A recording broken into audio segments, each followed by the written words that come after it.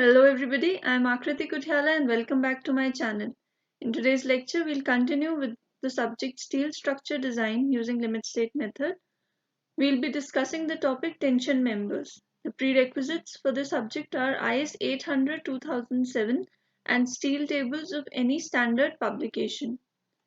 So far, we've covered an introduction to IS 800-2007, bolted members and welded connections.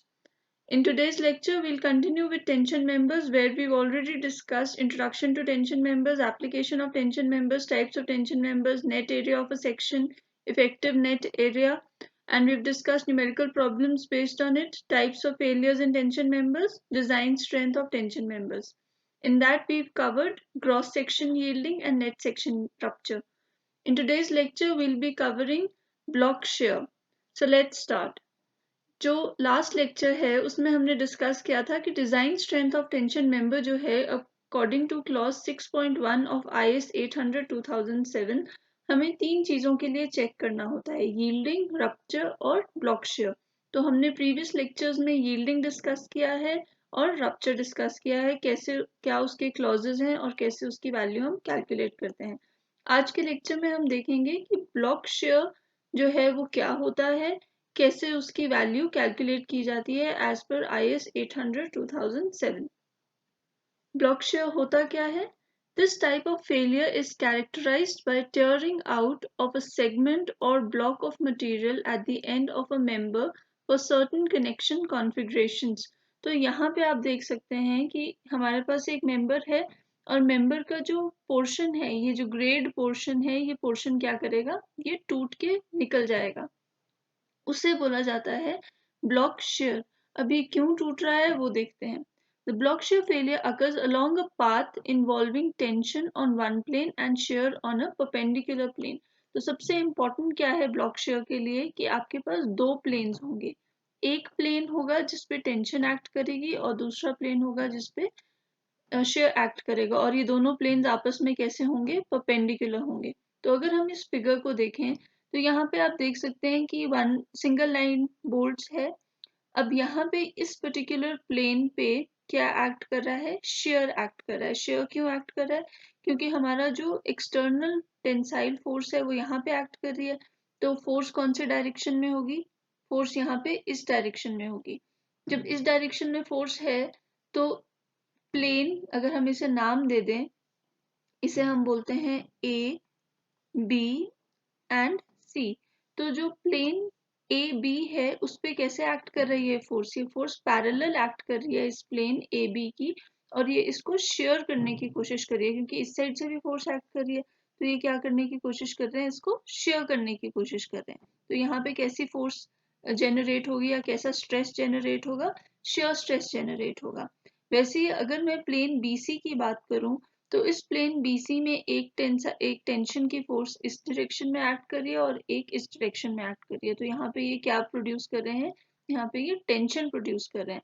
तो मैं simply लिख सकती हूँ जो प्लेन AB है वो शेयर एक्सपीरियंस कर रहा है और जो प्लेन BC है वो टेंशन एक्सपीरियंस कर रहा है.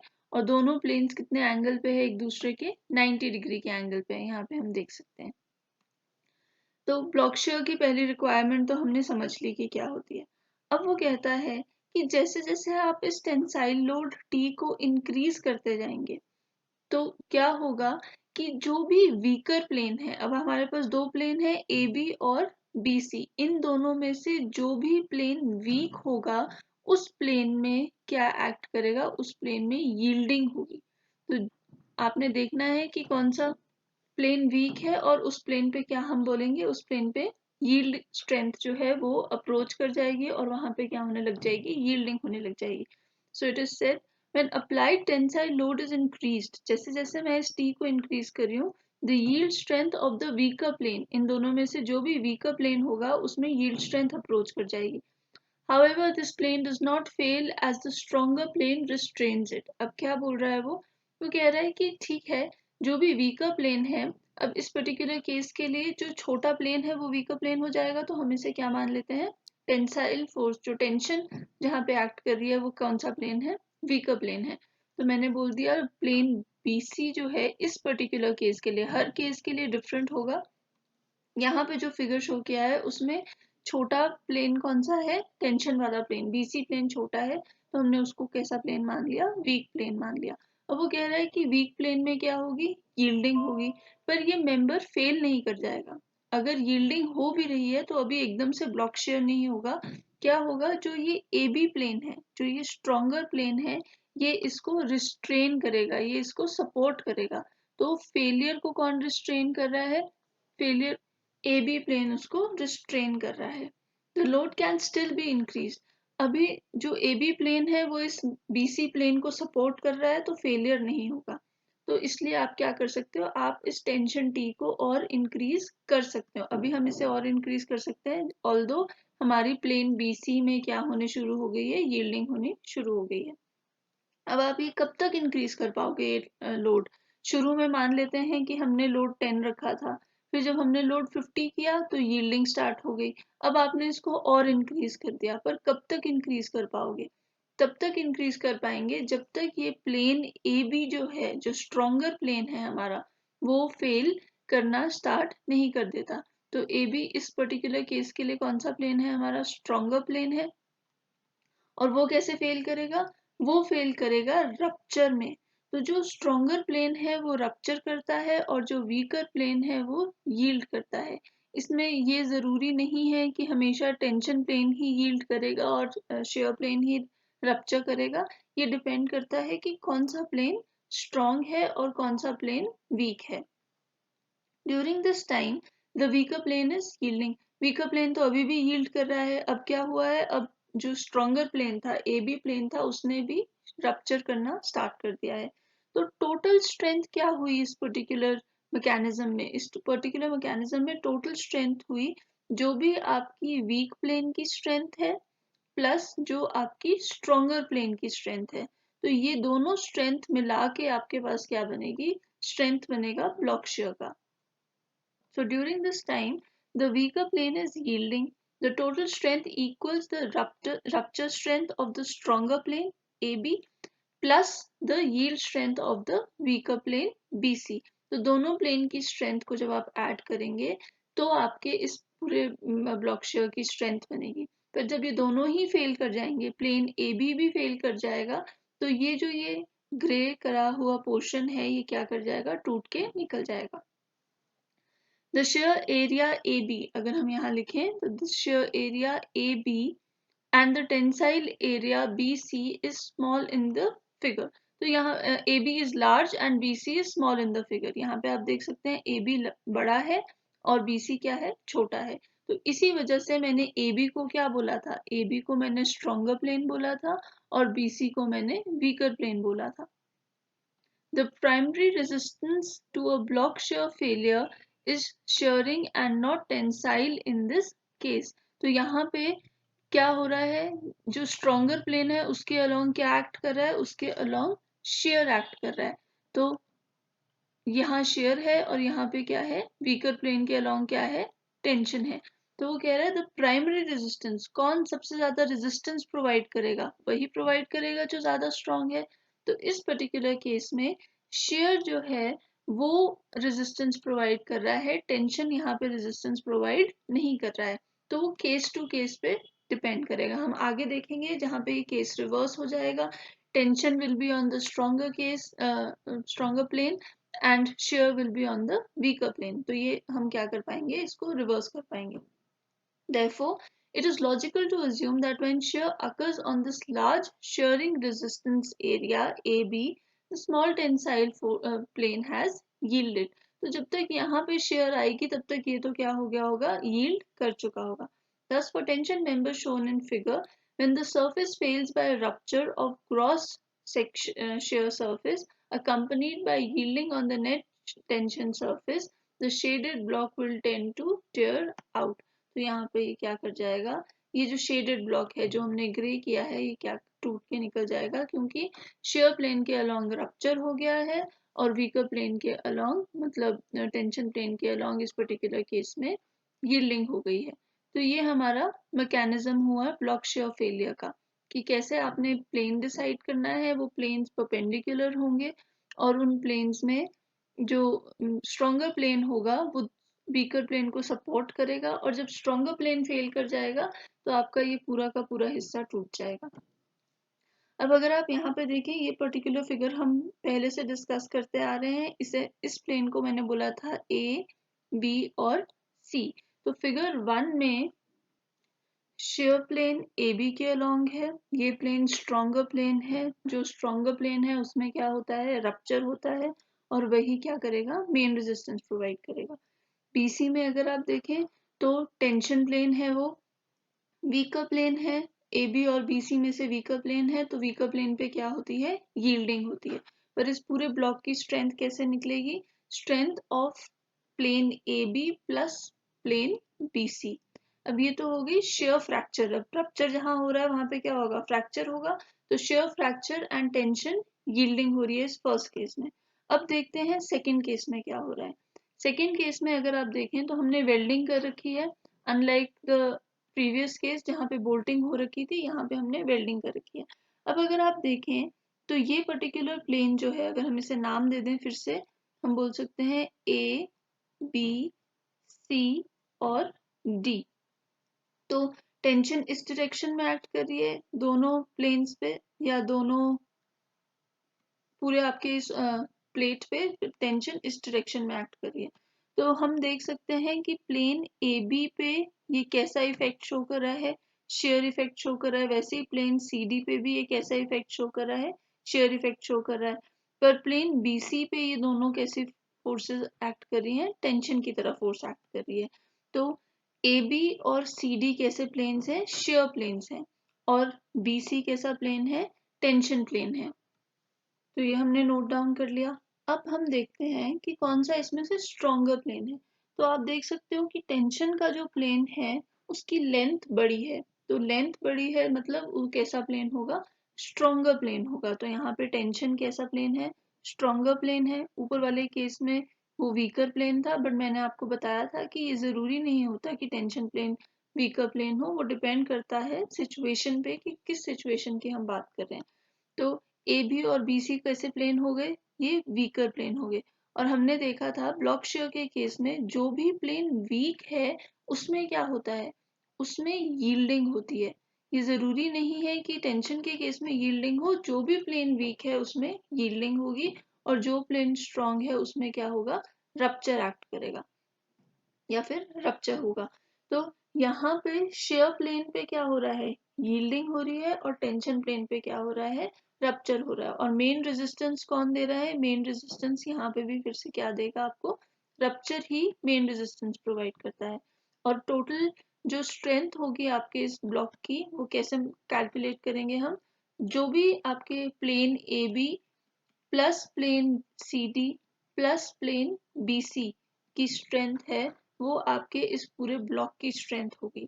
और अगर ये स्ट्रेंथ ओवरकम हो जाती है तो ये हिस्सा जो है ये टूट के साइड गिर जाएगा। तो इस पर्टिकुलर केस में क्या हो रहा है, टेंसाइल फ्रैक्चर। टेंशन के केस में रप्चर हो रहा है या फ्रैक्चर हो रहा है, और शेयर के केस में यील्डिंग हो रही है। तो आई होप आपको इन दोनों फिगर्स से, दोनों सिचुएशन से समझ आ गया होगा कि जरूरी नहीं है कि शेयर के अलोंग फ्रैक्चर हो। शेयर के अलोंग फ्रैक्चर भी हो सकता है, शेयर के अलोंग यील्डिंग भी हो सकती है। सिमिलरली टेंशन के अलोंग यील्डिंग भी हो सकती है, टेंशन के अलोंग फ्रैक्चर भी हो सकता है। क्या डिसाइडिंग फैक्टर है इसका, कि कौन सा प्लेन वीक है और कौन सा प्लेन स्ट्रॉन्ग है। वीकर प्लेन के अबाउट यील्डिंग होगी और स्ट्रॉन्गर प्लेन के ऊपर रप्चर होगा। So the end block may tear out by rupture of the tension surface and yielding of the shear surface as shown in figure B. तो यहाँ पे tension surface में क्या हो रहा है, रप्चर हो रहा है, और शेयर सरफेस में क्या हो रहा है, यील्डिंग हो रही है। The member has a large tensile area and a small shear area. ये कैसे पता चला हमें, क्योंकि इस पर्टिकुलर वेल्डिंग के केस में जो मेंबर है इसमें लार्ज टेंशन एरिया था और स्मॉल शेयर एरिया था। The primary resisting force जो है against block share will B tensile. अब यहाँ पे जिस प्लेन पे रप्चर होता है वो क्या होता जाता है, प्राइमरी रेजिस्टिंग फोर्स हो जाती है। तो यहाँ पे प्राइमरी रेजिस्टेंस कौन प्रोवाइड करेगा, प्राइमरी रेजिस्टेंस टेंशन प्रोवाइड करेगा। जिस भी फोर्स के अलोंग या जिस भी प्लेन के अलोंग रप्चर हो रहा है वो कैसी क्या हो जाएगी, हमारी प्राइमरी रेजिस्टेंस। यहाँ पे प्राइमरी रेजिस्टेंस कौन प्रोवाइड कर रहा था, शेयर प्लेन, तो कौन सी फोर्स हो जाएगी आपकी प्राइमरी रेजिस्टेंस, शेयरिंग फोर्स आपकी प्राइमरी रेजिस्टेंस प्रोवाइड करेगी। A block shear failure cannot occur until the tensile area ruptures and it's logical to assume that the shear area has yielded। जब तक दोनों फेल नहीं हो जाते तब तक ब्लॉक शेयर फेलियर नहीं होगा। अब इस पर्टिकुलर केस में आप देख सकते हैं कि हमारे पास एक आई सेक्शन है। यहाँ पे हमने सिंपल एक एंगल सेक्शन लिया था क्योंकि एक ही लेग दिखाई दे रही है। यहाँ पे मैं कैसे बोल रही हूँ, आई सेक्शन या फिर टी सेक्शन भी हो सकता है, क्योंकि सेंटर में ये डॉटेड लाइन वेब इंडिकेट कर रही है। तो ये वेब आपके आई सेक्शन का भी हो सकता है या फिर टी सेक्शन का भी हो सकता है। तो इस पर्टिकुलर फ्लैंज में जो आपने दोनों साइड बोल्टिंग कर रखी है, यहाँ पे ये वाला जो लंबे वाले प्लेन्स हैं, अगर हम इन्हें नाम दें ए बी सी और डी ई एफ, तो प्लेन ए बी और प्लेन डी ई क्या एक्सपीरियंस कर रहे हैं, ये शेयर एक्सपीरियंस कर रहे हैं। वैसे ही प्लेन बी सी और प्लेन एफ ई क्या एक्सपीरियंस कर रहे हैं, टेंशन एक्सपीरियंस कर रहे हैं। इसमें से स्ट्रॉन्गर प्लेन कौन सा है, स्ट्रॉन्गर प्लेन शेयर वाला है क्योंकि वो लंबा है, तो ये स्ट्रॉन्गर प्लेन हो गया। और जो टेंशन वाले प्लेन्स हैं वो कैसे प्लेन्स हैं, वीकर प्लेन्स हैं। तो स्ट्रॉन्गर प्लेन के अबाउट क्या होगा, रप्चर होगा, और वीकर प्लेन क्या करेगा, यील्ड करेगा। और डिसाइडिंग फोर्स क्या रहेगी इसमें, या डिसाइडिंग रेजिस्टेंस या मेन रेजिस्टेंस क्या रहेगी, शेयर विल बी द, या shearing force will be the main resisting force. तो ये आपने ध्यान रखना है। अब देखते हैं, for each block failure to occur one of the surface ruptures while other yields, ये हम देख चुके हैं। Because the limit state of rupture, the controlling equation for block shear will be the one that contains a larger rupture term। तो हम देख रहे हैं, आपने इस केस में भी देखा था कि जो मेन रेजिस्टेंस कहाँ आती है, जिसपे रप्चर होता है, चाहे वो टेंशन प्लेन पे रप्चर क्यों ना हो रहा हो, वो मेन रेजिस्टेंस प्रोवाइड करेगा, या फिर वो शेयर प्लेन में क्यों ना हो रहा हो रप्चर, तो वो रेजिस्टेंस प्रोवाइड करेगा। तो जो लिमिटिंग फैक्टर है वो कौन सा प्लेन होगा, वही प्लेन होगा जिसपे रप्चर हो रहा है, उस पे जो फोर्स होगी वो डिसाइड करेगी, वो रेजिस्टेंस प्रोवाइड करेगी। The surface contributes to the total strength and the resistance to block shear will be the sum of the strength of the two surfaces। ये हम देख चुके हैं कि आपने क्या करना है, सम करना है जो भी surfaces हैं उनकी strength को, और वो आपको पूरे इस member की strength दे देगी against block shear। The possibility of block shear failure increases with the use of high bearing strength material। Very very important। अभी block shear होता कब है, जब आप high bearing strength material use करते हैं, आप हाई स्ट्रेंथ बोल्ट्स यूज करते हैं। तो जब हमारी जो मटेरियल है या बोल्ट्स हैं उसकी क्वालिटी इंक्रीज हो जाती है, उसकी स्ट्रेंथ इंक्रीज हो जाती है, तो हम क्या करते हैं, हम कम बोल्ट्स यूज करते हैं और कनेक्शन का साइज क्या हो जाता है, छोटा हो जाता है। उस केस में क्योंकि आपका कनेक्शन का साइज छोटा हो गया है और आपके नंबर ऑफ बोल्ट्स भी कम हो गए हैं, तो उस केस में ब्लॉक शेयर होने के चांसेस इंक्रीज हो जाते हैं। तो जब भी आप हाई बेयरिंग स्ट्रेंथ के मटेरियल को यूज कर रहे हैं या हाई स्ट्रेंथ बोल्ट्स यूज कर रहे हैं, तो ब्लॉक शेयर के लिए चेक करना मैंडेटरी हो जाता है। ब्लॉक शेयर हमें कोड में डिस्क्राइब किया गया है क्लॉज 6.4 में, जहां पे वो हमें design strength due to block shear के बारे में बता रहे हैं। So the strength as governed by block shear at the end connection of plates and angles is calculated as given in clause 6.4.1। तो यहाँ पे सबसे पहले clause 6.4.1 किसकी बात कर रहा है, किस टाइप के कनेक्शन की बात कर रहा है, बोल्टेड कनेक्शन की बात कर रहा है। तो बोल्टेड कनेक्शन में बोलता है कि जो ब्लॉक शेयर के लिए डिजाइन स्ट्रेंथ है TDB, वो आप कैसे कैलकुलेट करेंगे, average AVG by F AVG FY by under the root 3 gamma m naught plus 0.9 ATN FU by gamma m1, और TDB is equal to 0.9 AVN FU by gamma m1 root 3 plus ATG FY by gamma m naught। तो ये बहुत complicated equation लग रही है, but actual में ये बहुत सिंपल इक्वेशन है। अब देखिए, वी क्या होता है, वी हम डिनोट करते हैं शेयर से। तो जिस भी प्लेन पे शेयर हो रहा होगा उसमें आपने क्या निकालना है, उसमें आपने ग्रॉस एरिया निकालना है। Gross area on the shear plane, तो उसको हम कैसे कर रहे हैं, ए वी जी से रिप्रेजेंट कर रहे हैं। जी क्यों रिप्रेजेंट कर रहे हैं, क्योंकि जी का मतलब है ग्रॉस। अगर यील्डिंग हो रही है तो यील्डिंग कौन से एरिया पे होती है, ग्रॉस एरिया पे होती है। दूसरा यील्डिंग क्या हो सकता है, दूसरा हो सकता है कि आपका नेट प्लेन पे शेयरिंग हो रही हो, तो उसको हम कैसे रिप्रेजेंट कर रहे हैं, ए वी क्या रिप्रेजेंट कर रहा है, area of the shear plane. और कैसा एरिया निकाल रहे हैं आप, नेट एरिया निकाल रहे हैं, तो उसे हमने क्या लिख दिया, ए वी एन। अब मैं ये दोनों वैल्यूज क्यों निकाल रही हूँ, आप देख सकते हैं कि एक टर्म में मैंने ए वी जी लिखा है और दूसरे टर्म में मैंने ए वी एन लिखा है, और दोनों के लिए हमने वैल्यूज चेंज कर दी है। अगर आप देखेंगे तो यहाँ पे मैं एफ वाई यूज कर रही हूँ, मतलब यहाँ पे जो शेयर प्लेन है वो क्या कर रहा है, यील्ड, और जो टेंशन प्लेन है वो क्या कर रहा है, रप्चर। अगर हम इसे ऐसे लिखें, और नीचे वाले केस में जो शेयर प्लेन है वो रप्चर कर रहा है और जो टेंशन प्लेन है वो यील्ड कर रहा है। ये दोनों उन केसेस को रिप्रेजेंट कर रहा है जो अभी हमने लास्ट स्लाइड्स में डिस्कस करे थे। यहाँ पे जो हमने डिस्कस किया था कि इंटरचेंजेबल है। तो ये हम क्यों कर रहे हैं, हम दोनों की वैल्यू कैलकुलेट करते हैं और फिर इनमें से जो भी मिनिमम वैल्यू आती है उसे हम अपना शेयर स्ट्रेंथ मान लेते हैं ड्यू टू, या सॉरी डिजाइन स्ट्रेंथ मान लेते हैं ड्यू टू ब्लॉक शेयर। तो आप यहाँ पे सारे दोनों केसेस को समझ रहे हैं, दोनों केसेस को इंक्लूड कर रहे हैं अपने डिजाइन में। तो जो भी वैल्यू कम आएगी वो आपका क्रिटिकल केस हो जाएगा और उसी को हम डिजाइन स्ट्रेंथ मान लेंगे। तो यहाँ पे हमने ये दोनों चीजें कैलकुलेट कर ली। Minimum gross and net area in shear, तो ये इंपॉर्टेंट है, वी जहाँ पे यूज हो रहा है वो क्या है, share, along bolt line parallel to the external force respectively 1 2 and 3 4 as shown in figure 7a and 1 2 as shown in figure 7b। तो यहाँ पे कोड हमें फिगर 7 देता है जिसमें 7a प्लेट के लिए है और 7b एंगल के लिए है। तो वो कह रहा है कि कहाँ पे एक्ट कर रहा है, शेयर प्लेन 1 2 एंड 3 4। इसमें अगर आप देखेंगे तो यहाँ क्या एक्ट कर रहा है, यहाँ पे शेयर एक्ट कर रहा है इस तरीके से दोनों प्लेन्स पे, 1 2 पे भी और 3 4 पे भी। यहाँ पे आप देख सकते हैं कोड ने एरोज भी बना रखे हैं आपके लिए, तो ये शेयर है।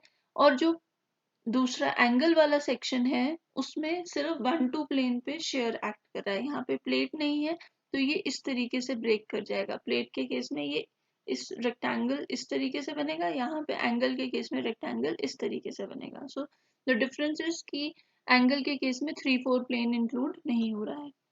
फिर आता है टी, टी क्या रिप्रेजेंट कर रहा है, टी आपको रिप्रेजेंट कर रहा है यहाँ पे टेंशन। अगर मैं ए टी जी की बात करूं तो ए टी जी मतलब है कि टेंशन कौन से प्लेन पे हो रही है, ग्रॉस प्लेन पे हो रही है। तो ग्रॉस प्लेन पे क्या होगी, यील्डिंग होगी।